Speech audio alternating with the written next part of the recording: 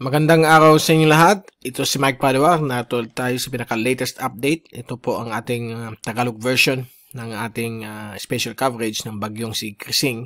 Binigyan na po ito ng international name na WIPA ng in-upgrade ng Japan Meteorological Agency ang bagyong si Krising bilang isang tropical storm. At dito po ay para sa ngayong araw po ng Biyernes, Hulyo 18, 2025. If you want to view or to watch the English version, i-click lang ninyo yung link dito sa description. May link po dyan pupunta sa English version ng ating update. At dito pong update na ito ay pinaglilingkod sa inyo ng Typhoon 2000 at ng Naga College Foundation.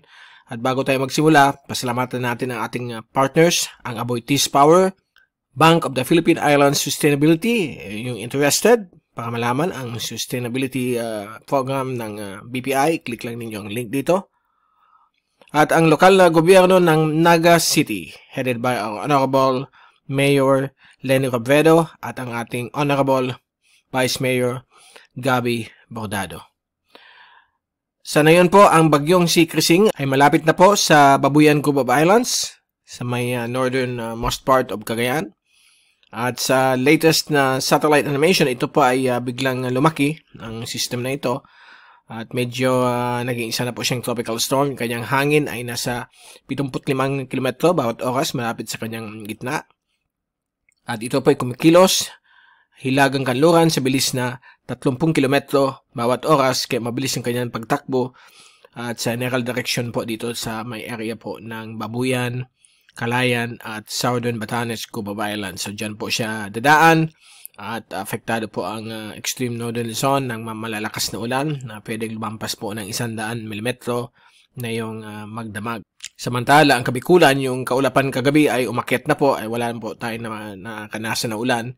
Yung rainfall amounts na yon ay umabot lamang ng 2.5 to 6 mm sa ibang areas. Dito po sa atin na 0.3, halos walang ulan. Kahapon, umabot lamang sa 40 to 45 mm ang overall rainfall, pasok doon sa 30 to 60 mm na binigyan natin na forecast sa ulan dito po sa area ng Naga, sa Metro Naga. At kasalukuyan sa mga oras na ito, iba na po ang iip ng hangin mula na po sa habagat. Kaya yung habagat na ini-influence itong bagyong ito ay makikita po ninyo na galing po dito sa may west na yun ang hangin. So yan po ang galing southwest at naapektuhan pa rin ang Kanluran, Kabisayaan at may pa na mga pabugso-bugsong malalakas na ulan at may mga flooded areas na po dyan base na sa naririnig tayo mga news reports. Okay? At itong bagyong ito ay inaasahan pong tatawid po ng area ng Balintang Channel mamayang gabi. Tadaan na malapit sa Calayan at sa may Southern Batanes. At bukas po ng umaga o tanghali, mag-exit na po ito sa northwestern boundary ng Philippine Area of Responsibility. So yan po ang mga malalakas na ulan na posibleng lumampas ng 100 hanggang 200 mm ang amounts ng ulan.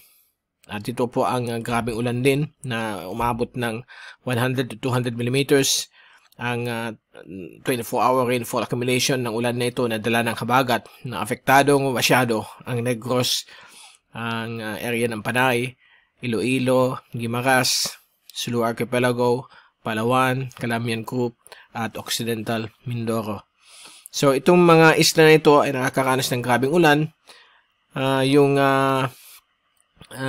tinatawag nating topographic uplift, pagbangga ng mga ulap dito sa bulubundukin ng Mindoro, medyo bawas na po ang mga ulan dito sa may western sections.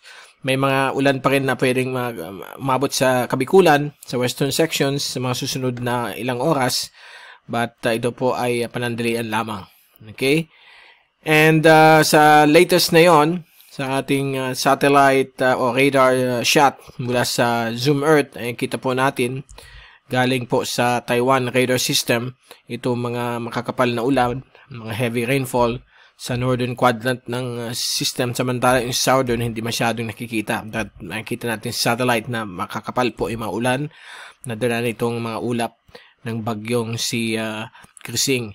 May mga light rains din dito sa may bahagi ng dagat Pilipinas, sa silangan ng Pulilio Island at dito rin sa Bicol. May mga dumadaan din mga light to moderate na rainfall.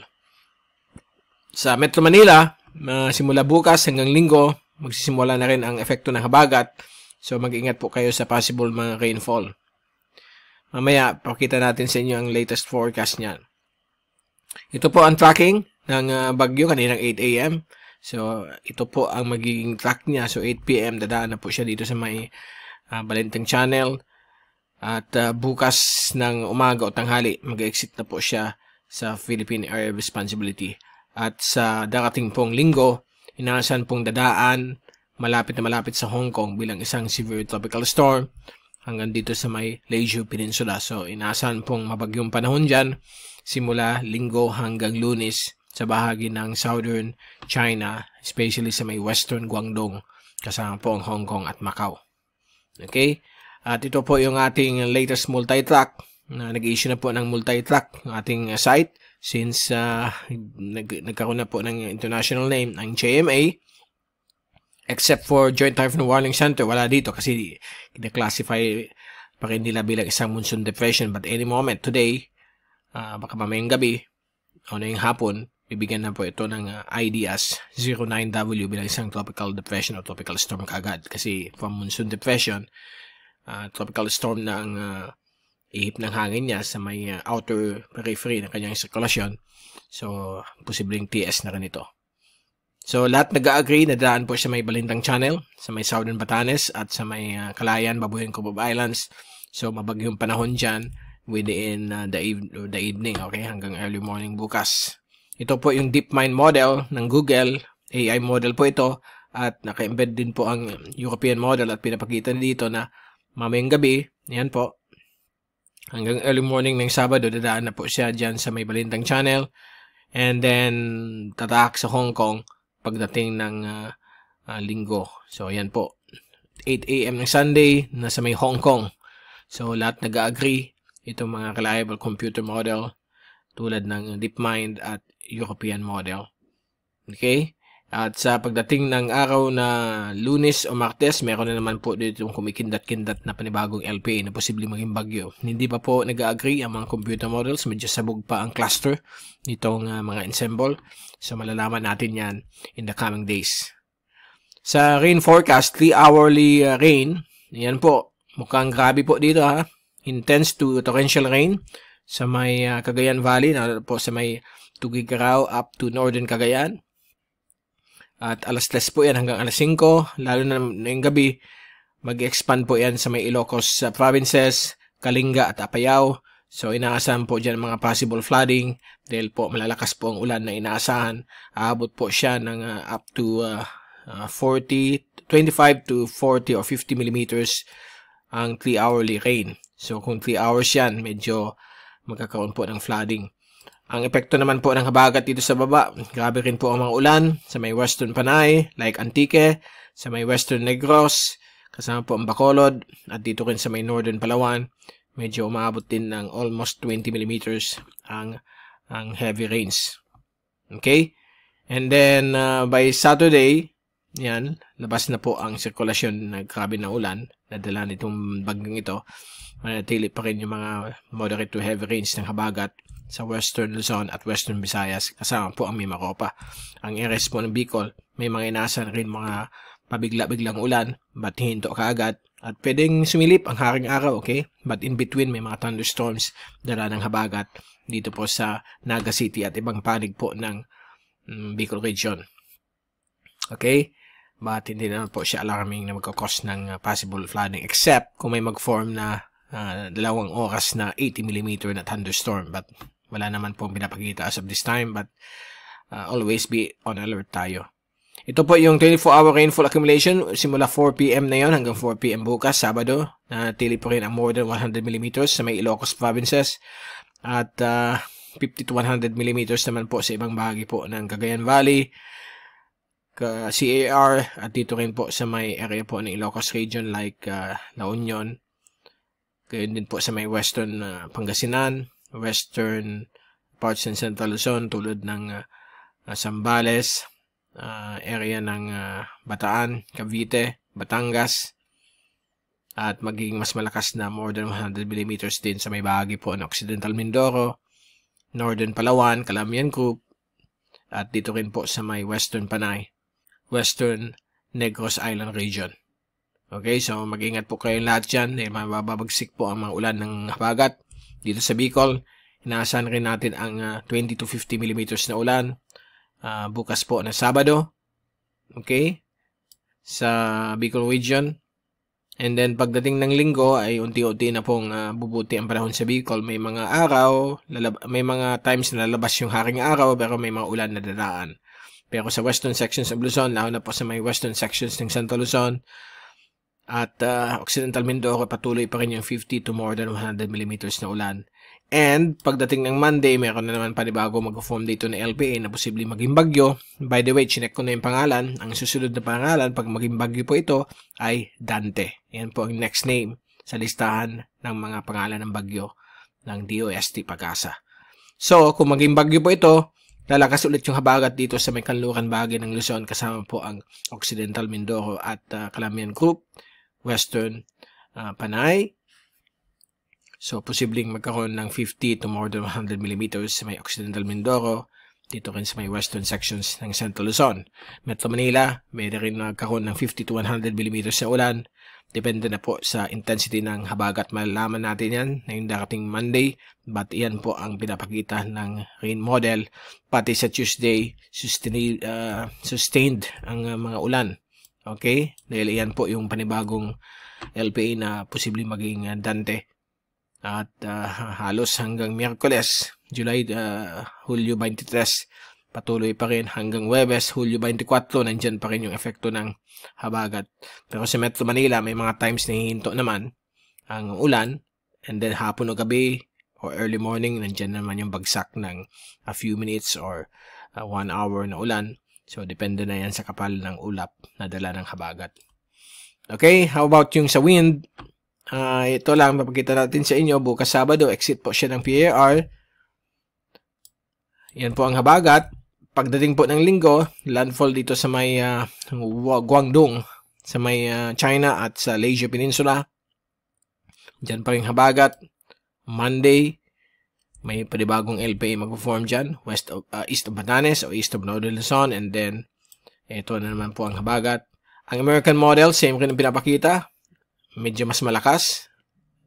Yan po ang palagi aggressive po ang American model. So, malalaman natin yan in the next few days.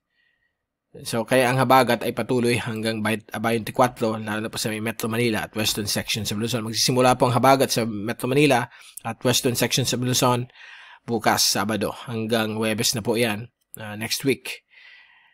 Pero kung hindi matuloy yung LPA, east of Batanes, hihina yung habagat. So, dependent po yan sa intensity nitong mga LPAs o mga bagyo east of Northern Luzon. Sa hazards outlook, ito yung latest ng Climate Prediction Center, in-issue ng Wednesday, valid for the next 2 to 3 weeks, na kung saan yung third week is highly uncertain. Yung week 2, valid July 23 to July 29, ang Central at Southern Philippines ay magkakaroon ng pagbabalik po ng dry phase ng Madden Julian Oscillation of more than 50%. So, let's see. Babawas ang ulan yan, but patuloy pa rin na more than 60% ang possible formation ng mga bagyo dito sa may taas po ng Pilipinas. Okay? At dito rin po sa week 3, which is highly uncertain, patuloy pa rin ang tinatawag nating high probability ng formation ng bagyo. Pero sa Pilipinas, mukhang nasa break po ang habagat o dry phase. Now, sa Madden Julian Oscillation, nanatili po nandito sa may Western Pacific ang signal niya. At iyan po, yung kulay blue, yung absorption sa karagatan ng init, yung radiation mula sa haring araw. So, magkakaroon pa rin mga ulan yan. But, sa katapusan ng Hulyo hanggang Agosto, mukhang babalik yung dry phase. Nandito na yan sa may South Indian Ocean. While itong Australian MJO forecast ay pinapakita na magkakaroon tayo ng dry phase ng Madden Julian Oscillation. Kasi ito yung wet phase. Ang pinaplot po dito sa Wheeler table ay yung tinatawag nating wet phase. So, pag nandito yung wet phase sa may Western Hemisphere, sa may Africa area, dry phase po yan sa Pilipinas at sa Asia Pacific. So, ito po yung July 19. Ito yung para bukas. So, pag ginalaw natin ito po yung dry phase. So, yung dry phase, pagpatak ng August, ay nasa Pilipinas. So, magkakaroon tayo ng monsoon break niyan. Balik sa dati ang ating panahon. Mainit, maalinsangan. May mga thunderstorm sa hapon ng gabi. Okay? Yung mga nagtatanong, kumusta ang El Nino, La Nina? Ito ang latest. As of July, walang pagbabago. Nasa neutral pa rin tayo. More than almost 90% na yung July. But pagdating po ng October, babagsak po ito ng more than 45% ang signal ng neutral condition. Although, yung La Nina, bukang aakyat na by 50%, magkalapit sila, hindi pa yan sure. So, pagdating ng January of 2026 hanggang March of 2026 ay aakyat ulit ng more than 60% ang neutral condition. So, hindi pa natin sure kung magla-La Nina tayo, but mukhang neutral tayo all the way hanggang Marso of 2026. Okay? So, yan po ang latest mula sa ENSO update. Next month, may bago na naman yan. Malalaman natin kung patuloy na neutral tayo o papunta na naman tayo sa La Nina o El Nino. We'll wait and see. So, yan muna po ang pinaka-latest coverage sa bagyong si Krising with international name Wipa. At babalik ulit tayo bukas, mga Sabado na siguro ng hapon, sa pinaka-latest special coverage. Okay? Try natin ng hapon, baka gabi na tayo makagawa ng siguro final update na yan kasi nakalabas na ng PAR. Final na natin ating special coverage. So, mag-ingat po kayong lahat dyan sa Hilagang Luzon, sa mga matitinding ulan na dala ni Wipa or ni Krising at yung habagat sa may kanluran bahagi ng ating bansa. So, let's hope and pray na nasa mabuti kayong kalagayan, safe from this possible flooding at epekto ng ng hangin dala ng bagyong ito sa dulong Hilagang Luzon. Ito si Mike Padua nagpapaalam. Mag-ingat po tayong lahat. Be #weatherwiser at maraming salamat po sa pagpunod sa aking channel. God bless po sa inyo lahat.